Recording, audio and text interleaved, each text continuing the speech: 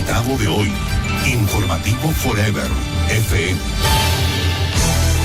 8 de la mañana, 8 minutos. Vamos a iniciar el diálogo con el Monseñor Luis Cabrera, arzobispo de nuestra querida ciudad de Guayaquil. Monseñor, le doy la bienvenida. Buenos días en un día tan importante, tan histórico como el día de hoy, en que en la tarde se comenzará a discutir ya en definitivo debate las reformas al Código Orgánico Integral Penal. Bienvenido, buenos días, Monseñor. Gracias a Radio Forever por esta maravillosa oportunidad de poder dialogar con ustedes y a través de ustedes con muchísima gente que sintoniza día a día esta prestigiosa emisora. Muchas gracias, Monseñor. Bien, la primera pregunta viene a ser más bien un planteamiento de contexto, un planteamiento general. Mientras quienes están por el aborto, un día nos dijeron no hablemos de religión y nos han calificado de curuchupas, dogmáticos, fundamentalistas a quienes defendemos la vida. También luego dijeron no hablemos de ciencia, no hablemos de biología, hablemos netamente de los derechos humanos. Y en ese punto, y he conversado con algunos creyentes católicos que han dicho, bueno, busquemos qué orientación tiene la Iglesia, y allí he leído algunos de sus escritos, y usted siempre ha recomendado escuchar, dialogar, orientar o aconsejar. En este sentido, en este debate, ¿cuáles serían los fundamentos de una iglesia, de un creyente, que en mayoría somos creyentes en el país, que hemos visto como que se ha ido cediendo espacio, aceptando debatir en las canchas que los pro aborto han querido, y finalmente tenemos que escucharlos, dialogar y aconsejarlos? Bueno, muchísimas gracias. Primero yo quisiera decir algo, que no hay ninguna contradicción entre la ciencia, la ética, lo jurídico y la fe. Son dimensiones que se integran de una manera armónica. El gran problema es cuando dividimos y oponemos. Por eso que nosotros, ya como creyentes, el punto de partida es la ciencia. Y cuando hablamos de la ciencia estamos hablando de la biología molecular, que se dice ahora, hablamos de la genética, de la embriología. Son ciencias que han demostrado que la vida comienza en la concepción. Después pasamos al plano ético, donde la justicia, ahí hablamos ya los derechos, ¿no? La ius, la justicia, la verdad, tienen que prevalecer frente a toda mentira, a toda injusticia. Y luego ya lo jurídico o la ley, que es justamente la que tiene que reconocer lo que la ciencia ha demostrado, lo que la ética está exigiendo. Bueno, entonces ahí me parece en cuarto lugar, no como menos importante, la fe, lo que llamamos la religión, que nos ayuda a dar un sentido mucho más amplio, mucho más grande, aquello que la ciencia, aquello que la ética y que la ley está defendiendo. De tal manera que la vida, que comienza en la concepción y concluye, como decimos, la muerte natural, no termina en la tumba, tiene una trascendencia. Ese es el aporte de la fe. Saber que esa vida que nació ahí, como fruto de esa unión de esas dos células, un óvulo y ese espermatozoide, está llamado a perenizarse, a eternizarse. Ese es, si quiere usted, el aporte. Entonces, por eso primero teníamos que quitar de la cabeza esa división, esa oposición, y pensar que eso es un tema únicamente jurídico o únicamente político y que la fe nada tiene que ver ahí. Y en estos días está diciendo, mire, hablamos del Estado laico ecuatoriano, y está bien, entiende yo laico como no confesional, o sea, no, como Estado no tiene una orientación específica, y está bien, pero está abierta a todas las creencias, a toda la libertad religiosa. Pues mire, en Ecuador, de los datos que yo tengo, más del 80% de los ecuatorianos somos creyentes, indiferentemente, como digo, si son católicos, evangélicos, o de Islam, o judíos, u otra denominación, pero somos creyentes. Entonces mi pregunta es, ¿los creyentes somos una parte del Estado ecuatoriano? ¿Tenemos los mismos derechos y deberes que aquellas personas que dicen ateas, agnósticas? Entonces yo creo que es importante también plantearlo. Estado laico no significa Estado ateo antirreligioso, de ninguna manera. Entonces, ahí la religión, la fe, también tiene una palabra. no se puede descalificar o desprestigiar sin más. Por eso a mí me da pena, y me da pena las personas que afirman eso, ¿no? Aquí la religión no entra para nada. Digo, a ver, no es así, según usted. Es que el Estado es laico, digo, lea bien. Lea usted tranquilamente la Constitución, el artículo 66.8, ahí se reconoce el derecho a la libertad religiosa, ¿no? De los seres humanos creyentes. Tenemos el derecho, fíjese, hay 5 derechos que se hablan ahí, 5 derechos, lo digo rápidamente, ¿no? El derecho a practicar, el derecho a conservar la fe, el derecho a profesar en público y en privado. Fíjese, en público y en privado. A público y en claro. privado. Por lo tanto, en las instituciones públicas también. Después, a difundir la doctrina. Y también a cambiarse. Si alguien pues no quiere ser de una, puede cambiarse. Y es interesante ahí, como Estado laico, tiene un deber. Un deber. ¿Cuál es el deber? Apoyar las expresiones religiosas voluntarias y crear también un ambiente de mutua convivencia con personas creyentes y no creyentes. De tal manera que no es verdad que la religión poco o nada tenga que decir en esos temas. Tenemos que decir desde nuestra posición, respetando por supuesto a las otras. Yo creo que esto es importantísimo para poder dialogar. Exactamente, ahí viene el plano general, ¿verdad? Monseñor Luis Cabrera, arzobispo de Guayaquil. En este sentido, yo había preparado, y lo tengo aquí en un texto, los proabortos nos marcaron la cancha del debate. Primero sobre el aborto dijeron que no hay que hablar de religión, estamos conversando sobre ese tema, o de moral inclusive, porque se habla de que la ley o el derecho puro no tiene que nutrirse de moral, salvo, dice pues, lo que el humano en los hechos le convenga a la sociedad. Y ahí hay un tema también que dejamos pendiente, porque es digno también cada una de esas cosas analizarla. Y la razón que se nos da dice porque somos un Estado laico, lo cual ya usted lo acaba de aclarar una vez más, que no significa ateo. Un Estado laico no es un Estado ateo. Luego, se descubrió el ADN, también está ya esto aclarado. Pero aquí viene el tema, como la libertad de decidir si tener o no a un bebé. Hoy se habla de derechos humanos, monseñor. Quienes defienden el aborto o la despenalización del aborto, dice que la mujer tiene el derecho de decidir sobre su cuerpo. E inclusive, el artículo como está redactado, según los proabortos, la mujer simplemente podrá ir al facultativo y decirle, señores, fui violada. Y simple, sin ningún otro comprobación, se somete al aborto. Adolescentes. Y no le pone y el esposo o el cónyuge, sino o el esposo solo en el caso de que la mujer no pueda manifestarse. Entonces, en este caso, la pregunta, ¿cómo verlo desde una visión de fe cuando el mundo está diciéndole no a la fe? ¿Qué le dice la fe al mundo, monseñor? Bueno, yo diría, antes de hablar de la fe, volveríamos a los temas de carácter científico. Hablar del derecho a su cuerpo. Claro que tiene derecho a su cuerpo, pero también tiene deberes de cuidar, de alimentarlo. Pero en el caso del aborto, no es sobre su cuerpo. Hay un ser que tiene un ADN, un código genético, que es diferente.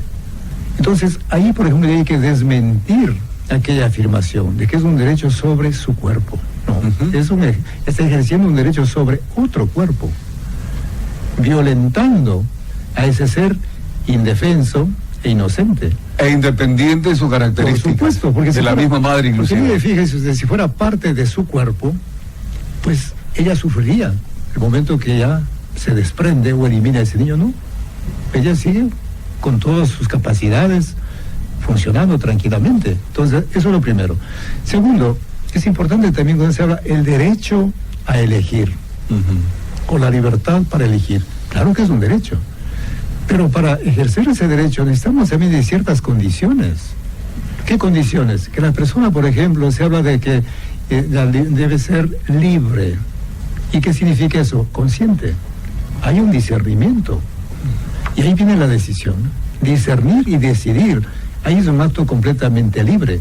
Entonces mi pregunta es, por ejemplo, una mujer que ante el drama de un embarazo que llamamos no deseado, no consentido, no esperado, en ese momento aquella mujer, de la experiencia que tengo, vive una presión psicológica, una presión familiar, social, vive una especie de shock.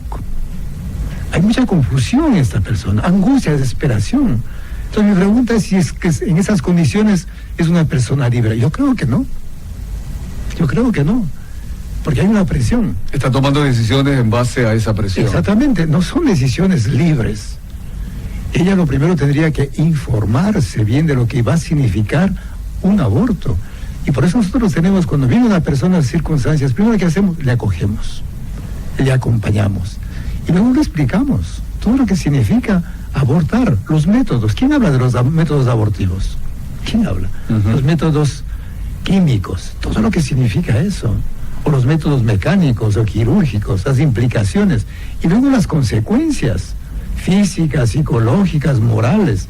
Entonces, una vez que la mujer conoce todo eso, ahí recién estaría pues en posibilidad, en capacidad de decidir. De tal manera que fíjese ese argumento de que es un derecho a la libertad de elegir, sí como principio, pero otra cosa es el ejercicio. Entonces todos esos elementos habría que pensar. Y ahí podríamos hablar recién algo de la fe, ¿no? Bueno, ¿qué dice la fe? Primero la fe me dice que Dios nos ha creado como personas libres, seres capaces de pensar, de tomar decisiones. Y lógicamente uno tiene que ser consecuente con eso. Por eso la libertad está unida a la responsabilidad, todas las consecuencias que eso sigue. De tal manera que de todo lo que hagamos, algo pasa, algo sucede. Entonces la fe, ¿qué hace? Iluminar la libertad. Nunca anular la libertad, todo lo contrario. Es decir, mire, tú eres libre, tú piensa bien antes de tomar una decisión. Tú tomas la decisión. Exactamente. Pero teniendo en cuenta, como digo, todos los elementos que están en juego. Entonces eso hay que ayudar a la mujer. Por eso yo voy convenciéndome de mi experiencia personal. Y lo digo no por el contexto en que vivimos, sino ya desde la vida misma. El aborto nunca será la solución, nunca. Porque en el aborto, claro, muere un niño, sea la verdad, pero también la mujer queda destruida. Aunque las personas que hablan del aborto como un derecho, el aborto es seguro, pues según ellos pues dicen que no hay ninguna consecuencia, pero la vida demuestra lo contrario. La realidad demuestra lo contrario. Inclusive de personas que no son creyentes, porque aquí no es cuestión de creer o no creer. Aquí es la mujer, madre, que también tiene, pues los entendidos hablan de una memoria genética. O sea, queda en su ser esa conciencia de que fue madre. Claro, la diferencia es que dio a luz un niño muerto. Claro, ahí viene la unión entre la biología, ¿no? La genética, toda la ciencia, justamente con la parte, no la conciencia en sí, cuando hablamos de la religiosa, sino de haber sido consciente de un acto, que no lo hizo por voluntad muchas veces, y si lo hizo por voluntad, queda también la consecuencia. Claro, entonces aquí entramos ya al tema de la pena. Entonces una mujer que abortó, presionada como decimos. Entonces, claro, muchos de su grupo dicen, no es justo que vaya a la cárcel. Digo, sí, está bien, pero busquemos también otra solución, otra salida. No necesariamente tiene que ir a la cárcel. Y yo me asustaría de que la gente vaya a la cárcel, porque sabemos en las condiciones actuales, claro, no es un centro de rehabilitación, no es un centro donde las personas recuperan sus capacidades y se reinsertan en la sociedad como alguien que puede. Lamentablemente es así. Entonces tenemos que también, entonces la cárcel no es tampoco la solución. Entonces, ¿qué hacer? Buscar otras medidas sustitutivas. Entonces aquí yo digo, los juristas busquen de tal manera que esas medidas ayuden a las personas. Que sí hay medidas, monseñor, y le quiero acotar lo siguiente, justamente no hay en Ecuador y en Argentina y en otros países una mujer que haya perdido la libertad por el tema del aborto, de violación específicamente, no existe. Y ya que hemos tocado también el tema de la Constitución, en la parte netamente de Estado, artículo 128, la mujer embarazada tiene derecho, desde el momento de la concepción, a los alimentos para la atención de sus necesidades, alimentación, salud, vestuario, vivienda, etcétera. Es decir, el Estado tiene la obligación de proveerle esas atenciones, monseñor. Entonces, ni siquiera hay el pretexto cuando alguien dice, no, es que son pobres, no tienen para ir al médico, son pobres, no tienen dinero para ir a dar a luz, y son pobres para no poder atender a esa nueva criatura. El artículo 128 ya se anticipó a esas excusas. Fíjese, gracias por traer a la memoria este artículo tan importante. Entonces, si hay ese artículo, el Estado tendría que implementar lo que se denominan políticas. Y claro, lo más fácil, lo más cómodo que es, aborto. Sin informar de todas las consecuencias que tiene. Realmente no. Otra cosa, bueno, seguramente más adelante lo va a tratar usted, pero aprovecho este momento, es que lo que se está discutiendo no es solamente la despenalización por violación, no Así lo es. Lo hemos anotado, monseñor. Sí, aquí hay un tema, cuando estamos trabajando, luchando, salvemos las dos vidas, ¿verdad? Que este es inclusive el mensaje que en estos últimos tiempos, y me alegra mucho, monseñor, y debo decirlo de todo corazón, que hay jóvenes entusiastas, alegres, luchando, defendiendo las dos vidas y poniéndose el pañuelo celeste o el pañuelo azul. Aquí hay dos vidas, la madre y el hijo o la hija, dos vidas. En la experiencia que tiene, por ejemplo, la casa de acogida, la Casa de la Vida, que está atrás de la iglesia redonda, de la iglesia precisamente que conocemos así en Urdesa. Y esto lo conozco desde el año 2003, cuando el padre Paulino Toral comenzó a trabajar. Las experiencias sublimes que han tenido madres que han pensado en abortar y luego con una buena orientación han terminado siendo felices al convertirse en madres. Monseñor, cuéntenos un poquito de estas experiencias que seguramente usted las conoce hoy mucho más de primera mano. Bueno, para nosotros son dos respuestas importantísimas. La primera es la formación, que eso hace que las personas descubran todas las consecuencias que puede tener en su vida un embarazo. Hay que formarles, hay que informarles. De tal manera que las chiquillas y los jóvenes, varones y mujeres, tienen que saber cuáles son las consecuencias de unas relaciones. Entonces eso es lo primero. Lo segundo es el acompañamiento. El converso que a nivel personal ha sido para mí todo un descubrimiento. Fue en el año 2009, cuando el Papa Emérito Benedicto XVI me envió a Cuenca, y claro, yo había estudiado esos temas desde el punto de vista jurídico, ético, pastoral, lo tenía muy claro en ese sentido, pero ya a nivel vivencial, pues no lo había tenido. Y cuando ahí tuve la oportunidad de encontrarme con personas que vivían ese drama humano y que luego de un acompañamiento psicológico, espiritual, médico, ellas decían, no, yo voy a tener a mi hijo, quiero tenerlo. Le dábamos una salida, puede ser la adopción, la parte legal. Y bueno, y también el acompañamiento, como decíamos, médico. Hicimos un convenio con alguna de las clínicas allá en Cuenca para que ellos gratuitamente lo acompañaran, lo asistieran. Y claro, la experiencia ha sido para mí maravillosa. Yo tengo algunas fotos de los primeros niños que lograron nacer luego de este acompañamiento.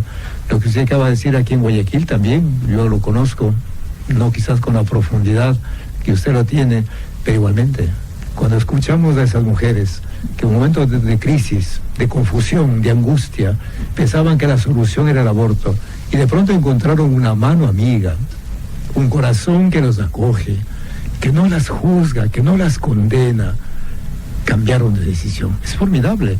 Y ahora pues alaban, bendicen a Dios de ver a esos niños.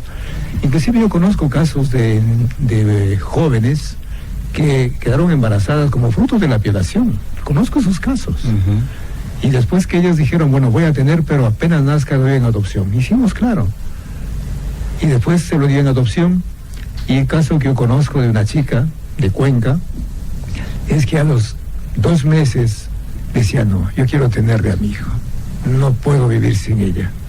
E hizo todos los trámites y el día que nos vimos recuperó a su hija. Se llama María Belén.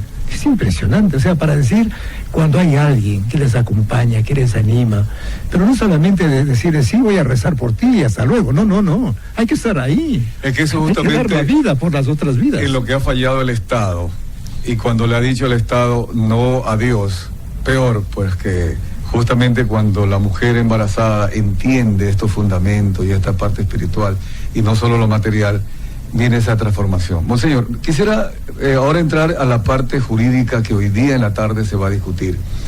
Primero, un antecedente. Acabamos de hablar con Héctor Yepes y él dice que lo extraño es que quienes están pro el aborto también está pro el violador.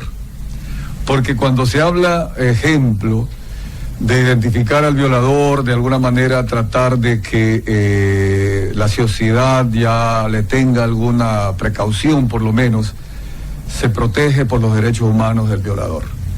Entonces la solución más fácil que algunos pro aborto han encontrado es el tema del aborto. Acá hay otro dato que se ha investigado, inclusive se ha compartido por parte de un experto argentino en esta materia, presidente del Frente Joven. Dice que más del 80% de las violaciones o de los embarazos por violación se dan dentro de la familia. Es una pena, ya sea el padrastro, el mismo padre, los hermanos, los tíos, etcétera. Allí hay un drama de falta de moral, de falta pues de realmente de humanidad misma. Y el rato que hoy se habla de la reforma, mire usted, hay 7 causales, o habrán 7 causales, que leyéndolos en la práctica ya no dejan causales para no abortar. Es decir, con esto se va a legalizar el aborto y hay que hablarlo de manera clara. Dice, primero, cuando peligre la salud de la mujer. Segundo, cuando peligre la vida de la mujer. Tercero, por violación a mujer con discapacidad mental. Cuarto, por violación con la simple afirmación de que fue violada. Quinto, por incesto. Sexto, cuando el embrión o feto padezca una patología congénita adquirida o genética. Y finalmente, por inseminación no consentida. Entonces, si miramos al Estado desde la ley, desde la Constitución, en contra del artículo 45, dice vida protegida desde la concepción. ¿Cómo entender esto, monseñor? ¿Hacia dónde quieren conducir los proabortistas? Claro, de hecho ha sido también uno de los temores, y ahora no es tanto temor, sino la certeza, de que prácticamente se está legalizando o permitiendo el aborto en toda circunstancia. Porque como usted dice, dentro de esas 7 causales pueden entrar cualquier motivo para abortar. Y sin prueba, basta la versión de la mujer, sin consentimiento del esposo inclusive. Y la adolescente sin consentimiento de los padres. Por supuesto. Entonces yo creo que ahí tenemos que ser claros. Cuando hablamos nosotros de legalizar el aborto, de permitir el aborto, estamos hablando en ese sentido. Claro que dices, pero no es obligación. Digo, a ver, vamos despacio. Ustedes saben que hay al menos esos 3 tipos de leyes. Leyes que obligan, leyes que prohíben y leyes que permiten hacer. Claro, esas entran dentro de las leyes que permiten. De tal manera que si uno no es obligación abortar, cierto es, pero le permiten. Y el momento en que lo permiten, pues se abre el aborto. Estoy plenamente de acuerdo con eso. Y luego, pues, yo creo que es importante lo que usted comenzó diciendo, es que en el aborto participan varios actores. Nosotros nos hemos concentrado únicamente en la mujer, en la madre. Pero nos olvidamos, pues, oiga, de que hay otros actores. Primero, en el caso de violación, el que causó el embarazo, el violador, simplemente queda en la sombra. ¿Qué se dice de él? Pero en el caso de que sea un embarazo no como fruto de la violación, también hay otros actores. Por ejemplo, los promotores del aborto. ¿Quién dice nada de ellos? Y promover un delito, un crimen, también está penalizado, ¿o no? Después están también los ejecutores, médicos, enfermeras. ¿Quién habla de eso? Y luego, para mí, uno de los actores que no se dice, que está en la sombra, pero que sigue moviendo, son los beneficiarios del aborto. ¿Quiénes se benefician de los abortos? Eso es importante, un trabajo de investigación. Todos los beneficios económicos. Se habla de la industria del aborto. Pero si no existe. A ver, vamos a ver. Hay instituciones que financian y promueven el aborto. ¿Quién habla de ellos? Entonces estamos concentrados, como ven, distraídos únicamente en la mujer. Entonces es un tema por eso muy complejo y que tendría que ser analizado y discutido en todos sus aspectos. De tal manera que con conocimiento de causa, de tal manera podamos realmente tomar una decisión clara, valiente, radical frente a este tema que está en debate. Una última inquietud, y esto visto ya, y le apelo a nuestra religión católica, a nuestra defensa de la vida, que siempre digo, me parece absurdo estar luchando por la vida, ¿no? Algunos luchan para que no haya drogas porque dicen defender a la juventud y están hoy a favor de aprobar este artículo pro aborto. Me parece bastante extraño. Dicen ellos que esto de no permitirles el aborto a una mujer violada, que repito, no hay en la cárcel una mujer que haya abortado por violación, es decir, no revictimizar a la víctima de la violación enviándola a la cárcel por eliminar a su bebé en gestación. Eso es un último argumento que le pido a usted, monseñor Luis Gerardo Cabrera, su orientación. Bueno, eso que decía, pues, el tema de la cárcel se puede discutir. No necesariamente tiene que una mujer que ha abortado por esa situación de haber sido violada vaya a la cárcel.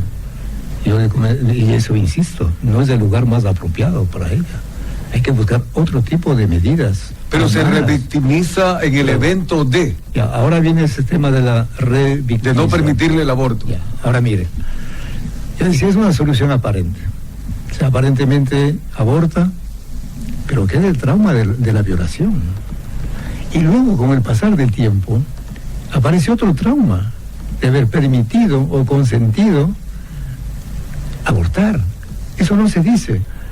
De tal manera que no es que desaparece, que ya... No es que se quita ya el hecho de haber sido víctima de la violación cuando abortó. Imposible, hay que seguir todo un tratamiento psicológico, psiquiátrico, y cuando las personas van descubriendo realmente el drama, la tragedia, es que es un crimen terrible eso de la violación, por eso tenemos que rechazarlo frontalmente, no podemos permitir ese tipo de cosas. Pero desde aquí viene, yo voy a responder con una gran pregunta que el Papa Francisco lo hace. Es justo, fíjese, dice, es justo eliminar una vida para solucionar el problema de la violación. Es justo. ¿Es lícito hacer eso? Entonces son dos valores que están ahí. Pero yo, de las cosas que conozco, yo le conté esa situación muy concreta de esta persona que quedó embarazada como fruto de la violación, tuvo a esa criatura y realmente es feliz. Yo le admiro mucho. Ella me dijo, mire, ahora con María Belén, con el nombre, con María Belén, he logrado inclusive perdonar a los agresores que tantos daños me hicieron. Seguro hasta los olvidó ya. Porque si así no estaba condenada, ¿qué? A vivir siempre recordándoles, llena de odio, llena de el rencor. milagro de una nueva vida, ¿no? O sea que no es así de la famosa revictimización que se habla tanto. Así es, sí. Es decir, no, es que eso le recuerda, es que eso pues de hacer la memoria, le vuelve todo lo demás. Digo, no, aquí también no hay que olvidarse, digamos, de algo que en educación se llama la resiliencia, la capacidad de reponerse, de retomar la vida. Y descubrir facultades humanas que tenemos a veces escondidas, ¿verdad? Ante el sufrimiento. Y saber que ante las tragedias más grandes, las peores que hemos vivido, el ser humano tiene una capacidad para levantarse, para decir, aquí estoy y seguir adelante, con la frente en alto, ¿no? Entonces hay que pensar también en las capacidades del ser humano. Nosotros, desde el punto de vista cristiano, llamamos la fortaleza interior.